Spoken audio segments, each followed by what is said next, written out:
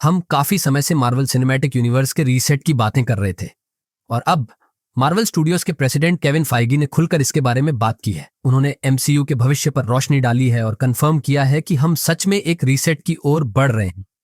Fantastic four को लेकर हुई एक राउंड टेबल चर्चा में केविन फाइगी ने एमसीयू के भविष्य की प्लानिंग, रीसेट, कैप्टन अमेरिका और आयरन मैन की रिकास्टिंग और बहुत कुछ बताया है। और यह सब सीधे मार्वल स्टूडियोज के सबसे बड़े अधिकारी से आया है। इससे बेहतर सोर्स हो नहीं सकता। वैरायटी की 2 रिपोर्ट्स से पता चलता है कि मार्वल अब एक्समैन को रिकास्ट करने की सोच रहे हैं और सीक्रेट वॉर्स के बाद टोनी स्टार्क जैसे किरदारों को भी दोबारा पेश करने की योजना बना रहे हैं। वैरायटी के मुताबिक एवेंजर्स सीक्रेट वॉर्स जो 2027 में आएगी, उसके बाद एमसीयू एक्समैन को नए एक्टर्स के साथ लॉन्च करेगी। और केविन फाइगी ने पहली बार कंफर्म किया कि जेक श्रायर, जिन्होंने थंडरबोल्ट्स डायरेक्ट की थी, वही एक्समैन फिल्म को भी डायरेक्ट करेंगे। हालांकि 2026 की एवेंजर्स डूम्सडे में पुराने एक्समैन एक्टर्स जैसे Patrick Stuart, Ian McKellen, James Marsden वगैरह दिखेंगे, लेकिन आगे की फिल्मों में ये किरदार नई कास्टिंग के साथ एमसीयू में फिर नजर आएंगे। फाइगी ने कहा कि सीक्रेट वॉर्स कॉमिक्स की तरह एमसीयू भी कई टाइमलाइंस को मिलाकर एक नई स्टार्ट लेगा।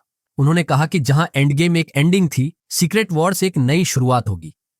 फाइगी ने आगे जाकर यह भी साफ कर दिया कि एमसीयू सीक्रेट वॉर्स के बाद रीसेट होगा और इसकी शुरुआत एक्समैन मूवी से होगी, जो 2028 में सीक्रेट वॉर्स के 2 महीने बाद रिलीज करने की सोच रहे हैं।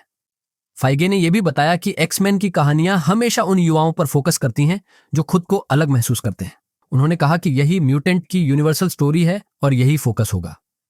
कुछ रिपोर्ट्स के मुताबिक मार्वल एक्जेवियर स्कूल पर आधारित एक शो भी प्लान कर रहा है जो सीक्रेट वॉर्स के बाद आ सकता है, कुछ एक्समैन फर्स्ट क्लास जैसा। लेकिन सबसे चौंकाने वाली बात यह है कि फीजे ने कहा मार्वल अब टोनी स्टार्क और स्टीव रॉजर्स जैसे आइकॉनिक किरदारों को भी रिकास्ट करने की सोच रहे हैं। उनके मुताबिक अगर सुपरमैन और जेम्स बॉन्ड को इतने जल्दी रिकास्ट किया जा सकता है, तो एमसीयू में भी ऐसी चीज आगे चलकर हो सकती है। तो ये कोई सॉफ्ट रिब्यूट नहीं होगा जैसा बहुत से लोग उम्मीद कर रहे थे, बल्कि ये एमसीयू का एक स्ट्रॉन्ग रीसेट होगा। हालांकि कुछ किरदार फेज 6 के बाद भी नजर आएंगे। फाइगे ने इंटरव्यू के दौरान यह भी माना कि फेज 4 और 5 में मार्वल ने बहुत ज्यादा कंटेंट बना लिया था, जिससे क्वालिटी पर बहुत गहरा असर पड़ी रहा था। लेकिन अब मार्वल वापस कम बजट, कम टीवी कंटेंट और ज्यादा मूवी पर फोकस करेगा। उन्होंने सुपरमैन फिल्म की सफलता का उदाहरण दिया और कहा कि ये सुपर हीरो थकावट नहीं, बल्कि कंटेंट ओवरलोड की वजह से हुआ था। फाइगे ने माना कि पहले वे सालों में सिर्फ कुछ ही फिल्में बनाते थे और हमेशा सोच समझ कर करते थे, लेकिन फिर डिज्नी के दबाव में आकर उन्होंने ज्यादा कंटेंट बनाने की ओर ध्यान दिया। अब जब फाइग को पूरा कंट्रोल फिर से मिल गया है, तो एमसीयू भी अपने पुराने वाले ट्रैक पर दोबारा आने की कोशिश करेगा। फाइग ने बताया कि मार्वल स्टूडियोज फेज 7, फेज 8 और फेज 9 पर भी काम कर रहा है। सीक्रेट वॉर्स के बाद की नई सागा के लिए पूरी प्लानिंग बन चुकी है। उन्होंने माना कि फेज 4 और 5 में कुछ गलतियां हुई, लेकिन अब वो पूरी तैयारी से आगे बढ़ रहे हैं। फाइगे ने कहा कि वो माइल्स मोरालेस को भी एमसीयू में लाना चाहते हैं, लेकिन सोनी से डील पूरी होने तक उन्हें इंतजार करना पड़ेगा। शायद 2028 में एमसीयू के रीसेट के बाद ऐसा संभव हो। तो अब हम एक ऐसे दौर में कदम रख रहे हैं जहां कुछ भी संभव है। फेज 6 के बाद एमसीयू पूरी तरह बदल जाएगा।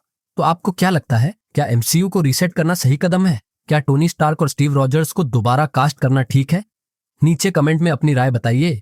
वीडियो को लाइक करना और चैनल को सब्सक्राइब करना न भूलें, ताकि आप मार्वल की कोई लेटेस्ट अपडेट मिस न करें। और हमेशा की तरह देखने के लिए बहुत बहुत धन्यवाद।